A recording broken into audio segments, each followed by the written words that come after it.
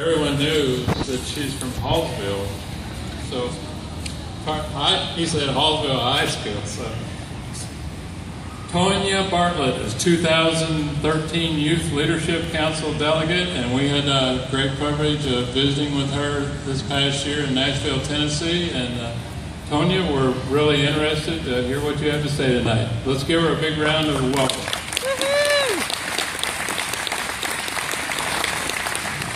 Good evening. I just want to say thank you again to Boone Electric Cooperative for having me out here today. I'm lucky to be a part of such a wonderful electric cooperative. So just to tell you a little bit about myself, I'm a huge fan of words. When I was little, I learned that with words I could explore other countries, fight dragons, and save the world. As I got older, I found I could use them to convince my teachers to assign our projects as group projects. This past June, while in Washington, D.C. on the youth tour, I learned that if they're good enough, words can even change the world. For our forefathers, 34 words were enough.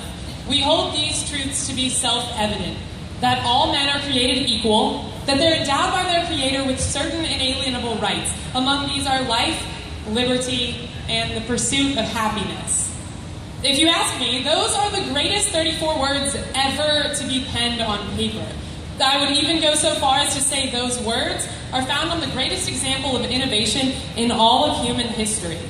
It was in the Declaration of Independence, with those very words, that our founding fathers set the tone and attitude that defined what was soon to become the greatest country on earth. Now, it may be a bit bold to attribute the success of the United States of America to words written 237 years ago. But if there's one thing I learned on the youth tour this past June, it is that being bold can change lives. Take our forefathers, for instance. Had they not been bold enough to tell smelly old King George III that he was unfit to be the ruler of a free people, we wouldn't find ourselves in the same country we're in today. The idea that all people are born with the right to lead their own lives and pursue happiness as they see fit is the very backbone of this country, and the biggest contributor to the innovation that the United States of America has repeatedly shown throughout history. From our iconic national heroes to the unknown men and women that help shape our communities, boldness is a consistent and necessary trait when defining the American innovator. In 1903, two brothers in rural North Carolina found themselves frustrated by the confines of the ground, so they took to the air instead. Wilbur and Orville Wright were bold enough to not only challenge an accepted thought that man would never fly, but to disprove it. Had the Wright brothers not been bold enough to believe in the possibility of their dreams, who knows how much longer it might have taken for man to experience flight. The Wright brothers received resistance from many people during their lives, but they never gave up on their dreams. Exemplifying the innovative American spirit our forefathers had hoped for when writing those 34 words so many years ago. The Wright brothers were American innovators. During the Great Depression, when 9 out of 10 rural homes went without power, Mr. Wilbur Watson of Boone County, Missouri, wrote a letter to Washington, D.C. to see about getting the Rural Electrification Administration out to his area so that he, his farm, and his family could have the same living opportunity that those in the city were given. Sure enough, by that Christmas, Boone Electric Cooperative was established, providing power to the residents of Boone County, Mr. Watson's farm, and Wilbur Watson.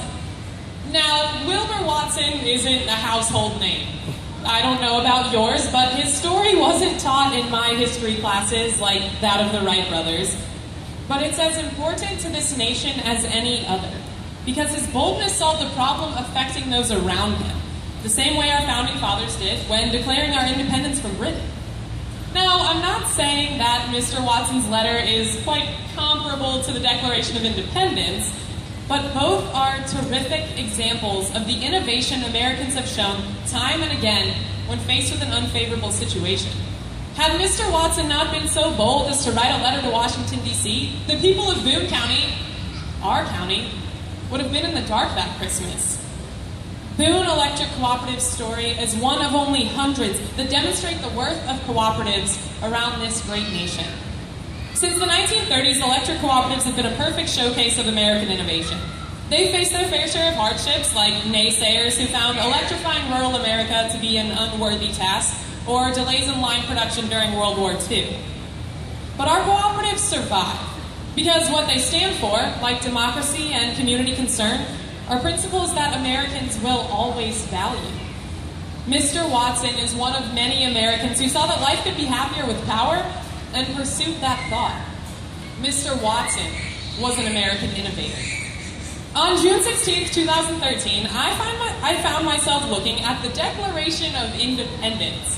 Now, I'm a big American history fan, so for me this was more than just some paper signed by a bunch of old dead guys. It's literally the holy grail of American history. In that moment, I kind of understood why Nicolas Cage stole the Declaration in those National Treasure movies, because the thought definitely crossed my mind a couple times. I stood before it, and I thought to myself, wow, I'm in the presence of history. But as I stood there, I became very aware of the fact that not only was I in the presence of history, I was also in the presence of our future. Youth Tour really flipped a switch and sparked the thought, that without boldness and innovation, the United States of America would never have come into existence. And as a result, I wouldn't find myself standing here today. Boldness, however, is a collaborative effort.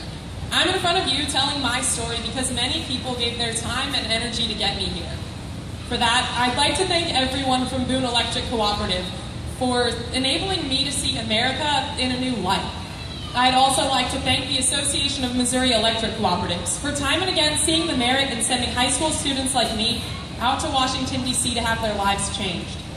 And finally, I'd like to thank Joanne Emerson and the National Rural Electric Cooperative Association for continually enabling the leaders of tomorrow by reminding us of these self-evident truths today. Robert Frost once said, "Freedom lies in being bold." Thanks to Youth Tour, I realized that I too can join the ranks of the Wright brothers, our forefathers, Wilbur Watson, and be bold enough to change the world. Thank you so much, and God bless.